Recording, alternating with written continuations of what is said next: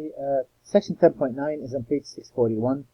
Talks about convergence in a Taylor series. What we want here, we want to combine multiple series.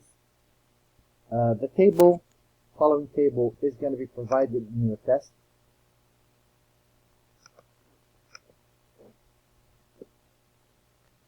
This is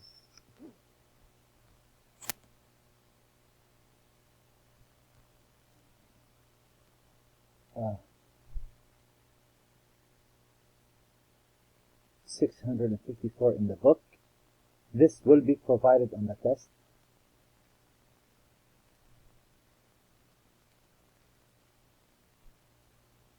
So this is what they did.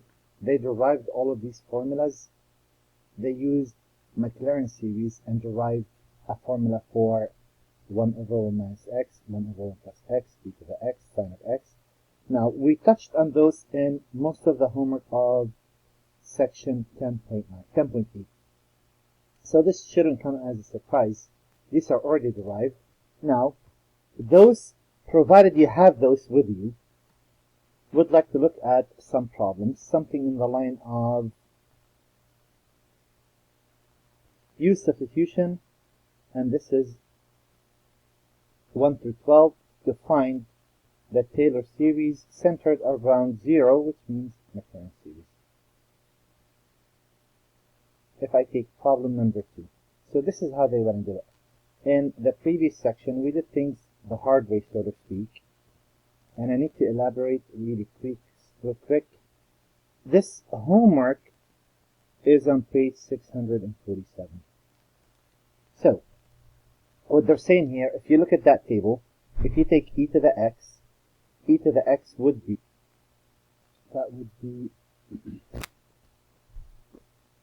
so this is from the table.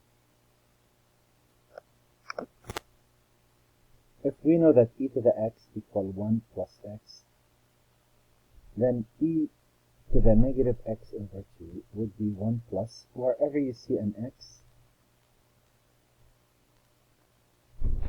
you would replace it by negative x over 2.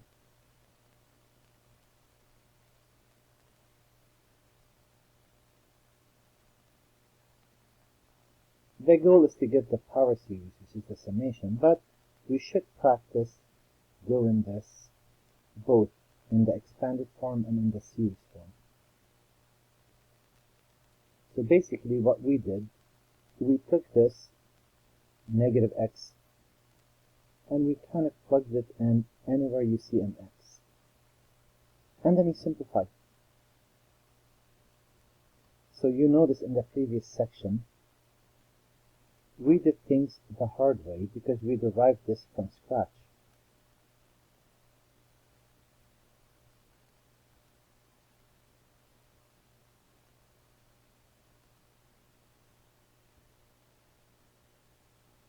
Oh, that's n, right? Yes, so that would be negative 1 to the n, x to the n, over 2 to the n, and that would be the series n equals 0 to infinity. Wouldn't that be negative 1 to the n? Wouldn't that be 2 to the n factorial x to the n? So if I could get x by itself, I must. That's something I have to do all the time. The alternative to this is for you to say, you know what? This is f of 0 plus f prime of 0 plus times x to the 1 over 1 factorial f double prime, kind of what we did before. The way you can distinguish between whether to derive this from scratch, use the actual formula, or just use the table. Whenever you see use substitution, you could use the table. Whenever it says find a power series, or find a Taylor, or find a Maclaurin, you need to start from scratch. Meaning, e to the negative x over 2, you would say that's f of 0 plus f prime of 0 times x to the 1 over 1 factorial plus f double prime of 0 times x squared over 2 factorial, and the list goes on. So, anytime it says the problem states use substitution, you could use the table. Anytime it says find the power series, you must use the expanded form. 10.8. I'd like to look at another problem. and I want to look next at problem number, it's one page. We're going to go back to page 647, and we would like to look at problem number 4. The same deal. You glance at this, and I don't know if you paid attention enough in the previous section. You worked all of these out, the brute force. I'm doing the same mistake. We look at the table on page 654, and we have a formula for the sine of x, and the sine of x turns out to be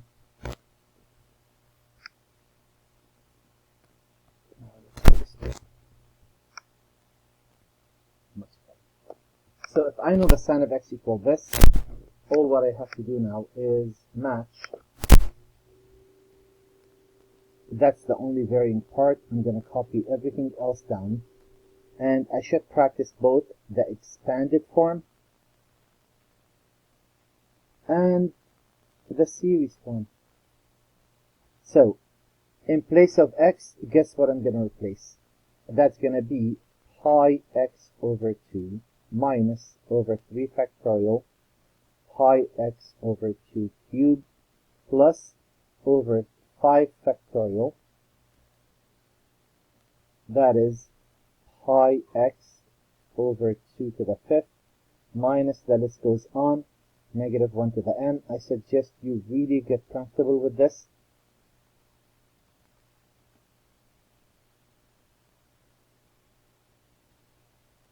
To the 2n plus 1, and the series would be n equals 0 to infinity, negative 1 to the n. We don't change anything except x. In place of x, we would say that is pi over 2x. And now simplifying is only a step away. That's going to be pi over 2 times x. So basically, that's all we did. Minus, that will be pi cubed over 2 cubed times 3 factorial x cubed plus pi to the 5th over 2 to the 5th times 5 factorial x to the 5th. The rest goes on, and that is a negative 1 to the n over 2n plus 1 factorial, and this is going to be 2 to the 2n plus 1 pi to the 2n plus 1 times x to the 2n plus 1. And if this discontinues, I'm going to just shift that a bit down. I don't know, I'm squishing those. I have all the space I need. And that's going to equal the series n equals 0 to infinity. I think I lost this one. This is right here. Negative 1 to the n. That will be pi raised to the 2n plus 1 over 2n plus 1 factorial 2 to the 2n plus 1 x to the 2n plus 1. Now something to keep in mind.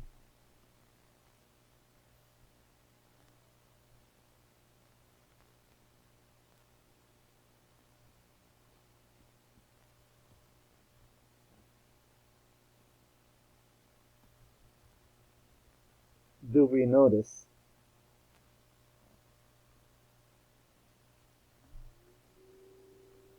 that this and that are the same?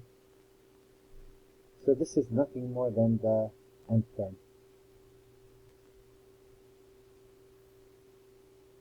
I'd like to tackle one more before I move on to the next idea. And this one I want to derive. Actually, it's very important. It's a special case. If I tell you I'm looking at 1 plus x squared plus x cubed plus x to the 4th,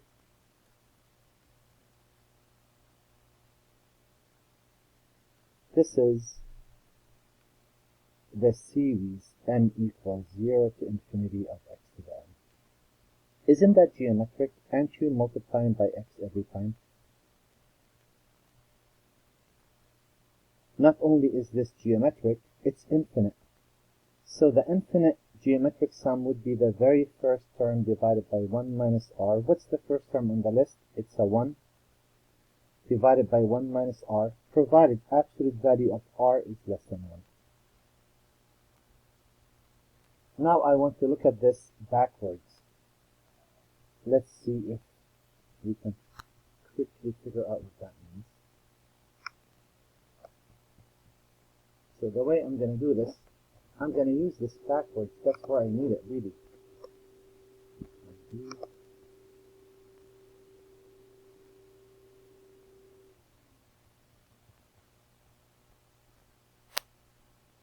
That is, when I see 1 over 1 minus x, I want to go to, oh, I copied that wrong. Forgive me. I'm not going to repeat the whole lecture. Simple mistake, the only mistake, right? There. So every time I see 1 over 1 minus x, I want to think of that as the series m equals 0 to infinity. And that turns out to be very important for multiple types of problems. This book doesn't really distinguish between those. Our previous book did. This book kind of just mixes the pot. And since we don't have a whole bunch of time, I'm not going to take time working on that. I'm going to look next at problem number 10. And when I look at problem number 10, I notice that this is almost the same. The key here is this is a 1, and that's a minus. So here I want to match. This is not a 1. That's easy. I can fix that. I could factor a 1 out. That will make this a 1, which is what I must get. It is a minus already. Very good. But if I factor a 2, wouldn't that become x over 2? And do we see what took the place of x?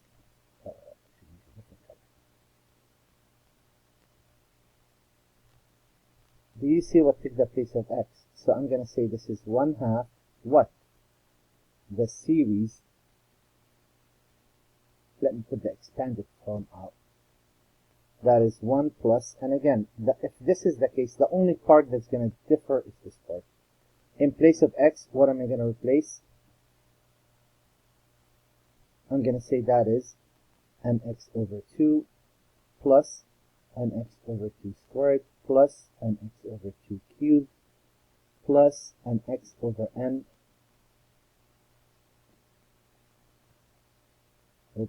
an x over 2 to that